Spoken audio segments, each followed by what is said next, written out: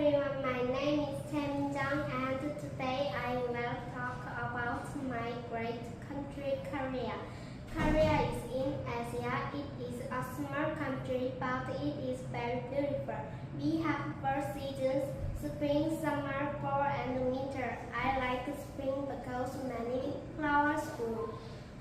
Our flag is called Taegyeol. It has red, blue and black. The red and blue circle means balance. I think it is very cool. Korea has many yummy foods like kimchi, bulgogi and tteokbokki. My favorite is bibimbap. It is healthy and delicious. We also have K-pop and taekwondo. Ha ha! Many people around the world love them.